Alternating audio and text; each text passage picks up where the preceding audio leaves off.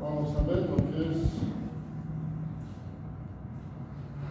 tomografía. Ya aprendimos a lo que es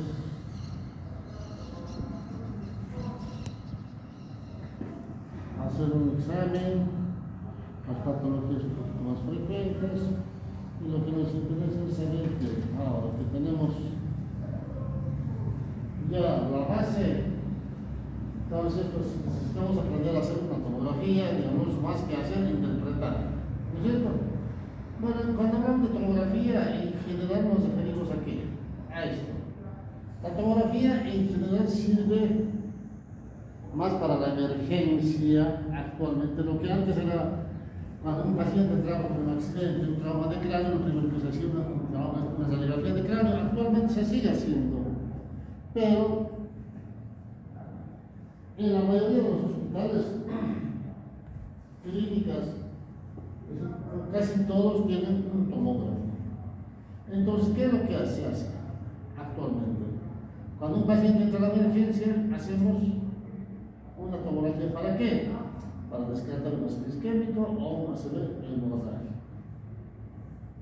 Cuando un paciente entra con deterioro neurológico, tenemos que descartar esto. Obviamente, cuando es un TEC, un accidente, un politrauma, ¿no es cierto?, tenemos que descartar causas de fractura de hundimiento, contusiones, ¿no es cierto?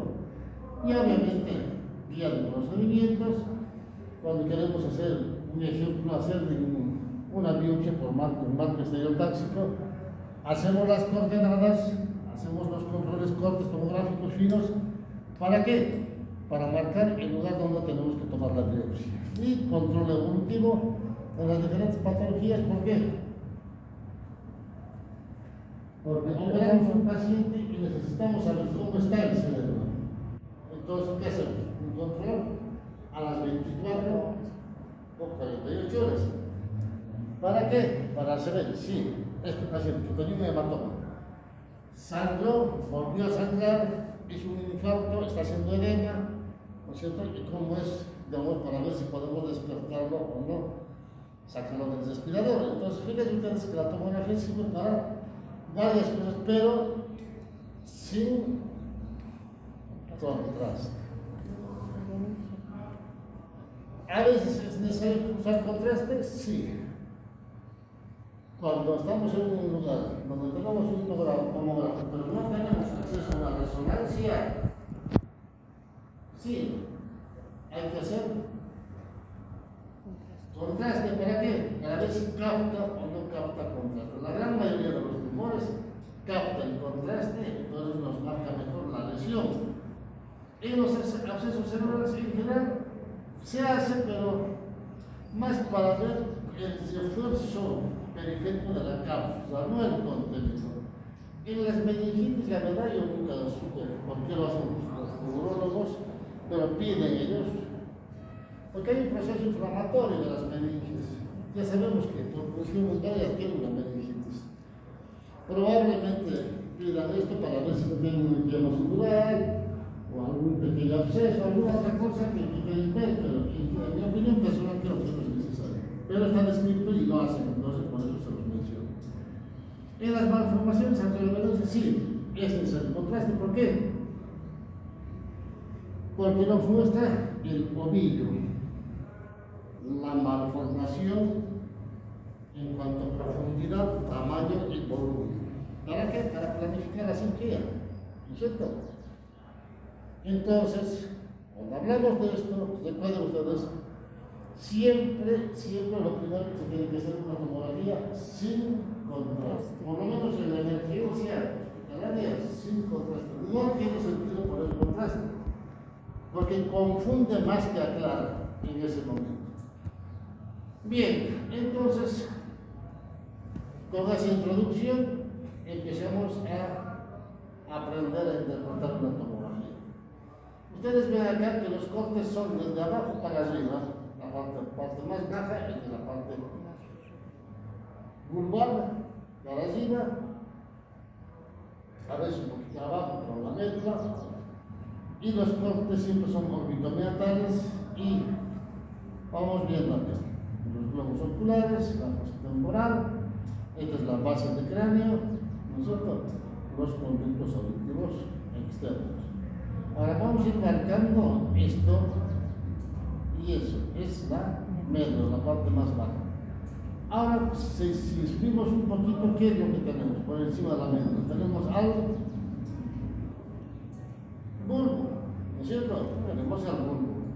Seguimos haciendo cortes un poquito más arriba, la fosa anterior, fosa media, fosa posterior, el peñasco, los globos oculares, el seno esfenoidal, ¿no es cierto? Acá, y las mastoides. Entonces, esto es cerebelo, cuarto ventrículo. ¿Qué estructuras vemos? Bueno, vamos por partes. Esto. Seguimos marcando. Seguimos esto. ¿Qué estructura será? La arteria basilar. Es la arteria basilar, parte de la circulación posterior del polígono de Willis, ¿no es cierto? Bien, esto es la cisterna magna. Ahora seguimos. Esto. Junto con esto. Son los hemisferios cerebelosos. Los hemisferios cerebelosos. Seguimos. Corte más arriba, entonces ya tenemos bastantes estructuras acá. Obviamente acá se ven todas las arterias bien marcaditas. ¿Por qué? Porque tiene contraste para, digamos, aprender a interpretar. ¿Qué tenemos en ese puntito? Este que usted. Es la arteria comunicante anterior, la que va a comunicar las dos arterias celulares anteriores que forman parte del polígono de Willis, ¿no es cierto? Y tenemos ahí esto y esto. La arteria cerebral media, la arteria cerebral media, y tenemos este puntito ahí justo, es la arteria carótida interna. Es de donde se divide en la arteria cerebral anterior y arteria cerebral media. Ahora, tenemos acá esto.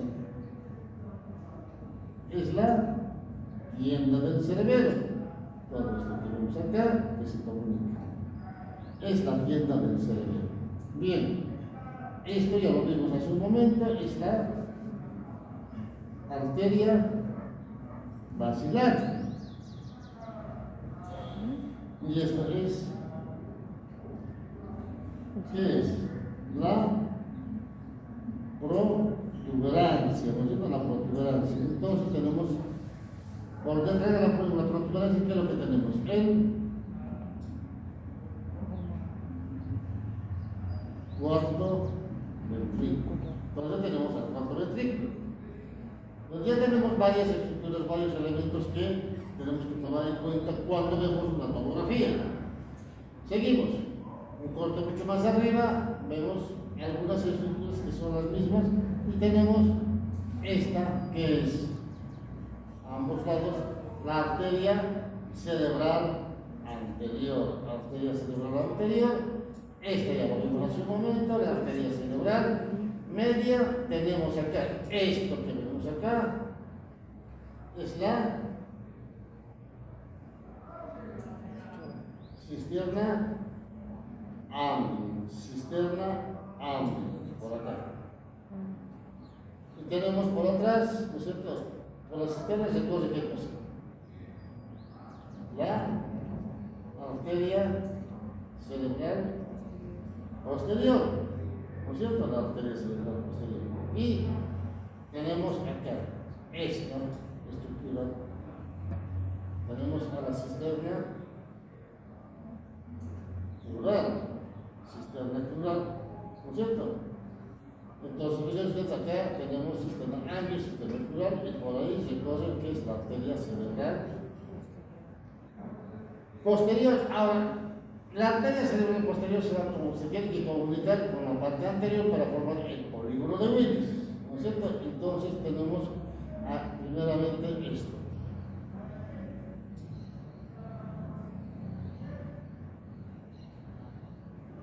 Es el vértice cerebeloso.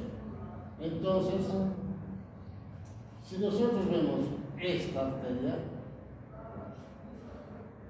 es la arteria cerebral, la arteria comunicante posterior, la arteria comunicante posterior. Entonces, si nosotros vemos esto, tenemos arteria cerebral anterior, arteria cerebral media, arteria comunicante anterior, arteria comunicante posterior, arteria cerebral posterior. Entonces, esto es el polígono de Willis, ¿no es cierto? Tenemos el polígono de Willis. Bien, acá tenemos otro tipo de estructuras. Vamos a ver que eso es la cabeza del núcleo caudal. Cabeza del núcleo caudal. Esta es la parte anterior, las astas frontales de los ventrículos laterales, y esto acá es la cabeza del núcleo caudal. Tenemos a la cabeza del núcleo caudal. Seguimos. Esto, que marco acá. Ambos lados tenemos al núcleo lenticular. El núcleo lenticular está formado por dos estructuras: el globus pálido y el cutáneo, ¿no es cierto? El globus pálido y el cutáneo. Bien, esta es la cápsula externa, y tenemos acá esto que vemos así, es la cápsula interna. Es por donde corren todas las fibras motoras y sensitivas de la vía piramidal. Y esto, ¿qué será?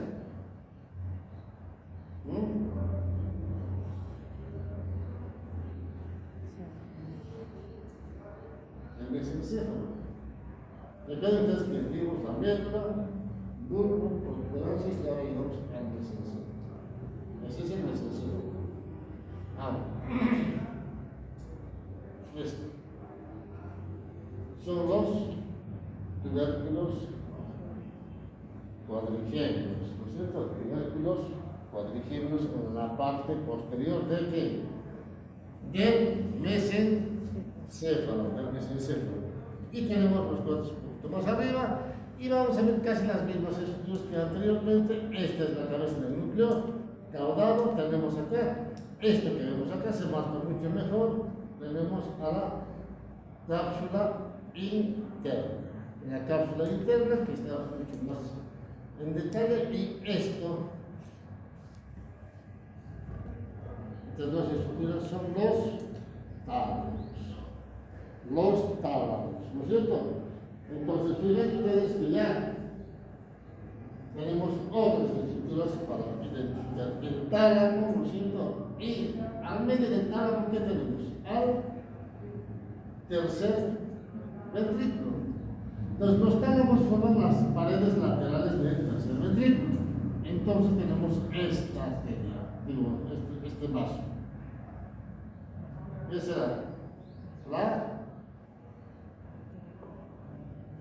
vena de Galeno. Esto no es una arteria, es una vena, es la vena de Galeno. Y tenemos arriba ya menos estructuras en detalle. ¿Y qué es lo que vemos? Vamos a ver esto, la sustancia gris, la corteza, sustancia gris. Y por debajo de eso tenemos a la sustancia blanca. Entonces tenemos en el medio esta estructura, que son los ventrículos laterales. ¿No es cierto? ¿Y qué tenemos dentro de los ventrículos laterales?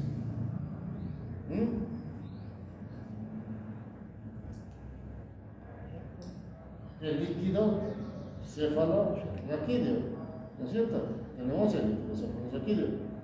¿Y dónde se produce el líquido cefalorraquídeo?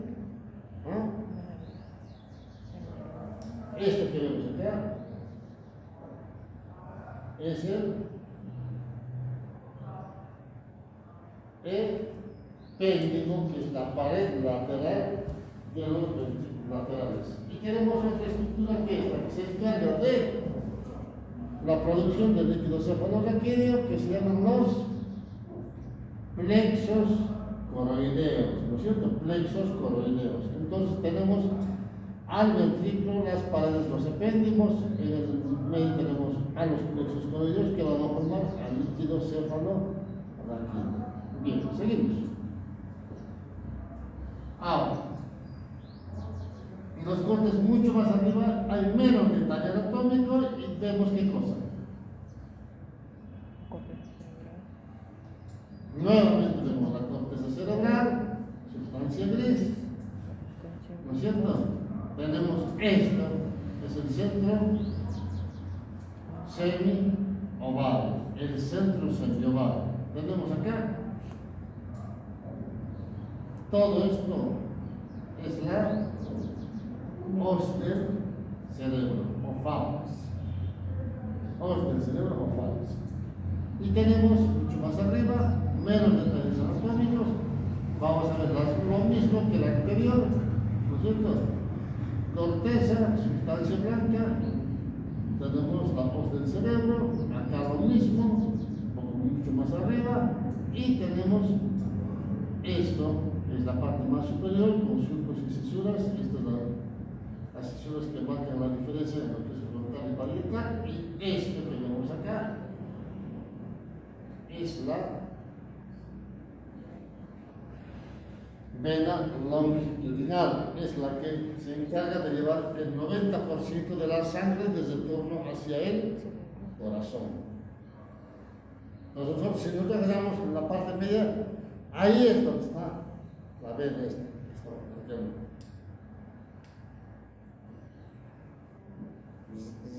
Recibe sangre de ambos hemisferios para retornar la sangre al corazón.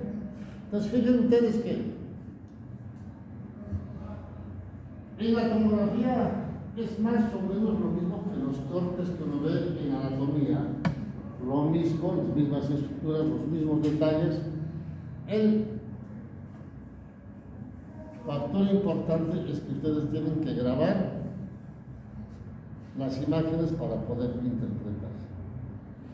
Y esto es práctica, es mirando, ¿no es cierto? Las mismas estructuras, lo mismo varias veces. Y tenemos algunos ejemplos. Eso es una tomografía con una hemorragia subaracnoidea. En tomografía todo lo que es blanco, ya se los dije,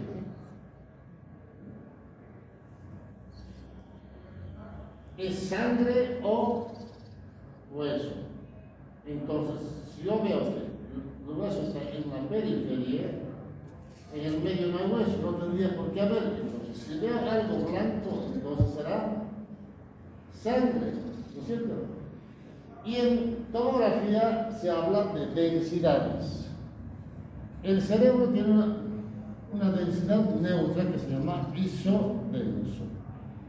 Cuando es algo oscuro se llama hipodenso, y cuando es mucho más claro se llama hiperdenso. Entonces, en tomografía hablamos de densidades y en resonancia hablamos de intensidades. Isointenso, hipointenso e hiperintenso. En tomografía, densidades. Entonces, esta es una hemorragia subaracnoidea por sangrado de una aneurisma cerebral. Acá vemos esta tomografía con esa imagen que da artefacto. Todo lo que da artefacto en general es algo metálico. Es algo metálico. Es cuando los pacientes muchas veces hacen una tomografía y tienen algo metálico en los dientes y da artefacto, pasa lo mismo. Esto es un metal. Esto es un perdigón que está dando artefacto.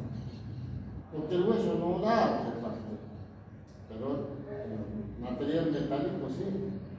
Entonces un perdigón hace un paciente recibió un escopetazo. Y esto tenemos acá.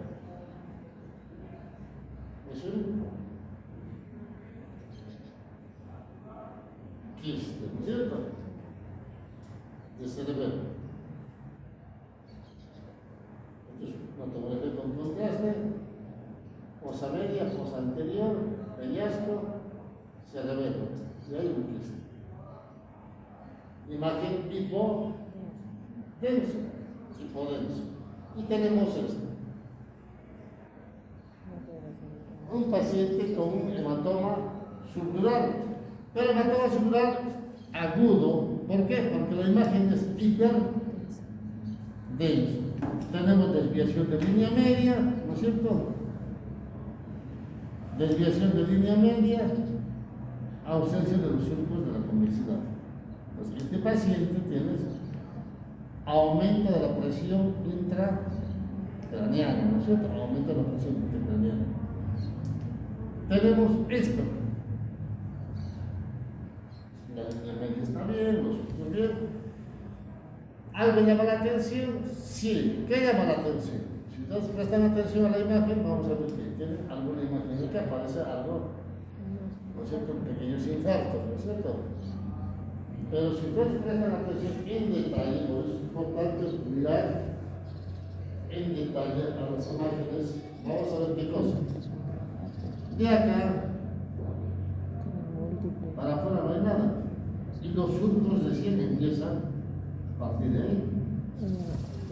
Entonces, esto es un hematoma subdural, subagudo bilateral. ¿Por qué? El hematoma es isodenso.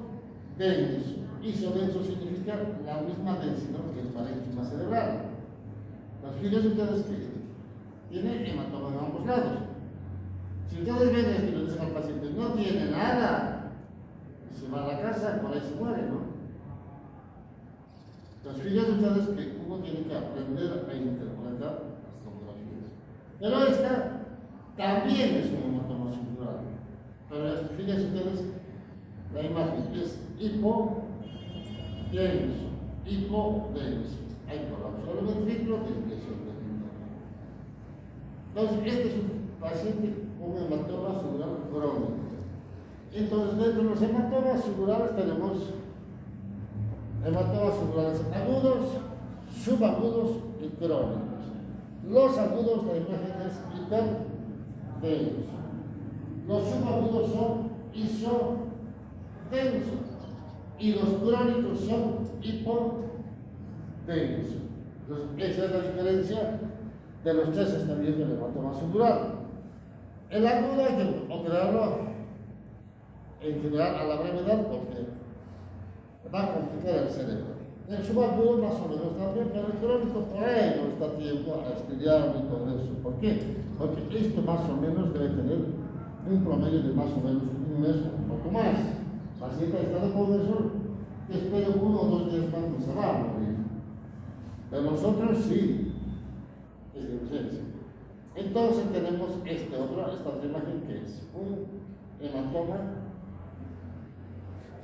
intracerebral con lesión del tálamo y del mesencéfalo más los ganglios de la base, o lo que llamamos el núcleo lenticular, del lado derecho con sangre en el tercer ventrículo y ventrículo lateral.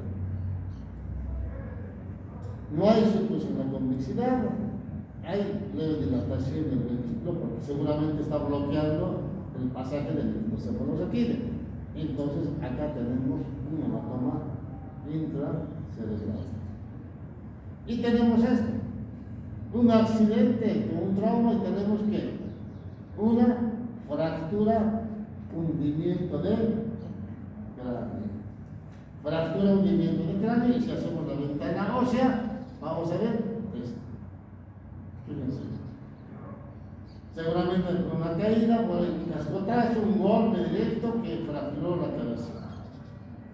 ¿No es cierto?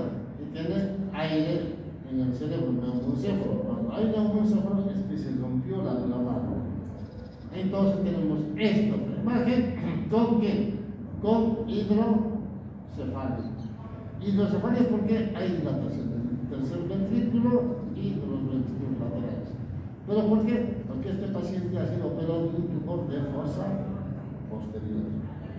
Entonces, cuando operan tumores de fosa posterior, a veces hacen edema y bloquean la continuación a nivel del cuarto ventrículo, a veces un poco más arriba, un poco más abajo y provoca hidrocefalia. Entonces, acá tenemos huella quirúrgica y secundariamente tenemos la hidrocefalia. Este es otro paciente con hidrocefalia, ventrículos grandes, y tenemos un catéter dentro del ventrículo. ¿Para qué? Para evacuar el líquido cefalorraquídeo y no comprometer al cerebro, porque cuanto mayor cantidad de líquido, mayor compromiso y lesión del parénquima cerebral, ¿no es cierto? Y tenemos esto, cuando ponemos catéteres en el cerebro, siempre es necesario que tomar muestra de líquido cefalorraquídeo. Es un catéter con una válvula, ¿no es cierto?, del paciente y se toma muestra. Fíjense, ese líquido es patológico. ¿Por qué? Porque el líquido cefalorraquídeo es de aspecto. Claro. ¿Qué aspecto tiene? Claro. Cristal de Zohar. Claro, ¿no es cierto? Entonces, ¿esto es cristal de roca? No. Entonces, es patológico.